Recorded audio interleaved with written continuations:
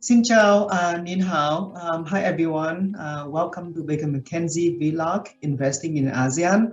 My name is Hung and I'm a partner and head of IP and technology practice from Baker McKenzie Vietnam. Well, in the past few decades, Vietnam has been emerging as a very attractive spot in the investment map of Asia. Vietnamese government issued a lot of new laws and changes to the legal system in order to facilitate more and improve investment and business condition for Vietnam to make it more attractive for investors. So today in this video, I would like to take a closer look on Vietnam legal update with particular focus on technology aspect. In addition, I will also share some practical advice for Chinese companies that wish to provide digital services in Vietnam or e-commerce on a cross-border basis. So I hope you like this video, especially for those who are new to us or not yet in Vietnam.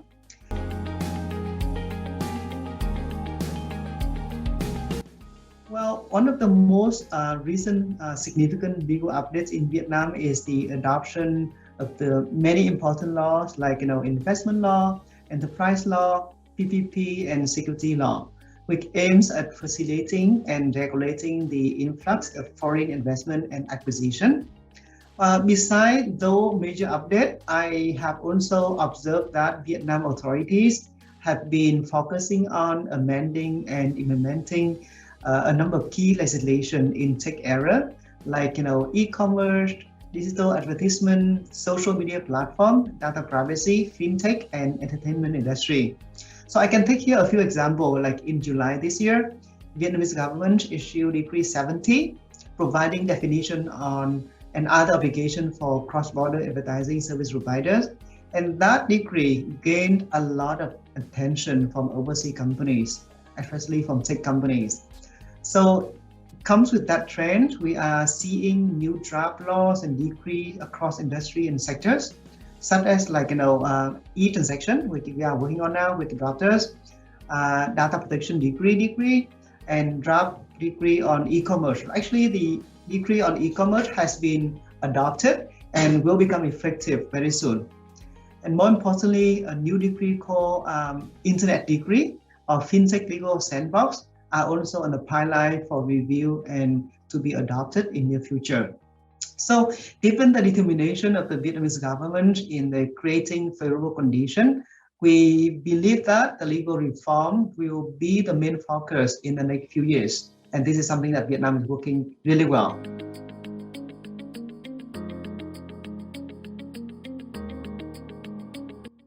So let me summarize it here. Vietnam, for the first time, adopted a first draft decree on personal data protection. And back in April this year, the drafting team organized a very high-profile workshops in Hanoi in order to get comments and feedback from stakeholders, giant tech companies, and different experts around the world.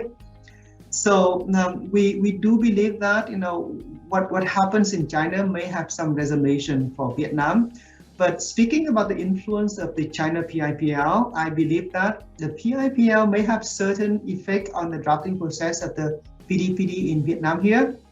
But again, I also believe that the Vietnam law drafters, they are studying seriously about GDPR, because GDPR become a good model law for many countries around the world. But again, I think Vietnamese lawmakers, they are prone to study the potential impact of the PIPL and adopting some new requirements under it. And right now, the Vietnam draft decree is still under discussion and is not disclosed at this moment.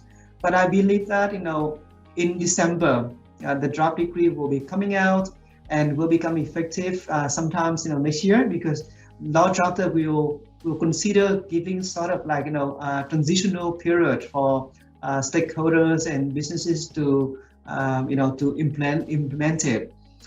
Right. So some of the tricky issue I observed under the PDPD. First of all, is the categorization of data into basic personal data and sensitive data. The second is about the processing of sensitive data, which may prompt Chinese company to register with new authority called the PDP Committee or Personal Data Protection Committee. And last but not least is about changes regarding requirement concerning cross-border transfer of data. So I think the cross-border data transfer is a very fundamental issue that law drafters, are now studying different sources, and also they put, very major focus on the GDPR model.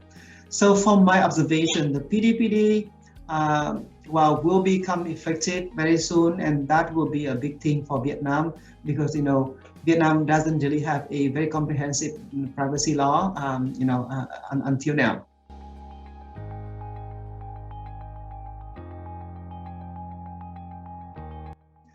So I would say that data localization requirements remain uncertain since the cybersecurity law adopted in 2018, and that requirements does not stem from the PDPD at all. In particular, under the cybersecurity law, both local and offshore companies providing services on telecom network, internet, and cyberspace, which are involved in the collection and processing of personal data, are required to store in Vietnam such data. So Vietnamese government will define certain period of time for storing such data in Vietnam. But again, this requirement is really broad in nature.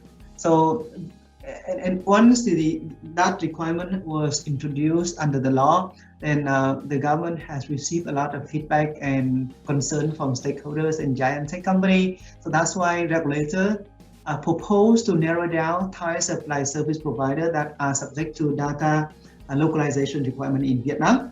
However, the draft decree guiding this law is still pending on the table for further discussion. So by and large, the data localization requirement under the cybersecurity law is still enforceable, not enforceable yet because of the lack of the details guidance. Having said that, this requirement, together with other draft legislation such as the PDPD or Internet Service Decree, Decree 72, to a certain extent, impose quite a burden over certain kind of online service providers in Vietnam.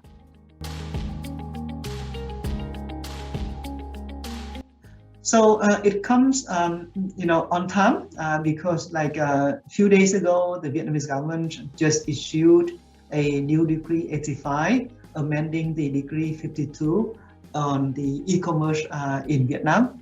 So without going into details, I can just highlight here some of the key changes under the new Decree 85.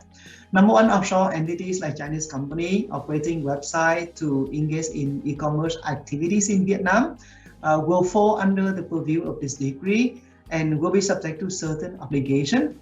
And Decree 85 also say that website with like .vn address are presented in Vietnamese language, local Vietnamese language, or has more than 100,000 transactions from Vietnam per year will be subject to this new decree. I think this is very interesting. And here is more interesting here. Cross-border e-commerce service provider in Vietnam will have to register their e-commerce activities in Vietnam, and then they have to set up a rep office or appoint a rep, legal rep in Vietnam. And for social network platform, this is the key thing. Social network platform will be regarded as a e-commerce trading floor and will be subject to relevant obligation under the new decree. So I think those are sort of like very important changes brought over by the Decree 85 on e-commerce, and that will cause a lot of attention and concern from stakeholders.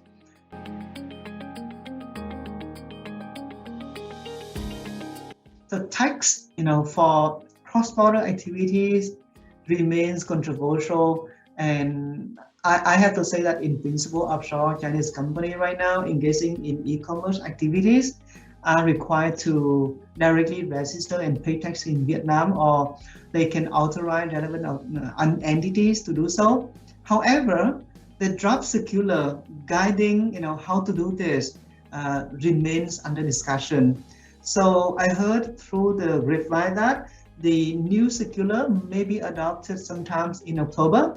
But right now, I cannot guarantee with certainty when exactly that circular will be adopted in order to give detailed guidelines for offshore company to declare and pay tax in Vietnam.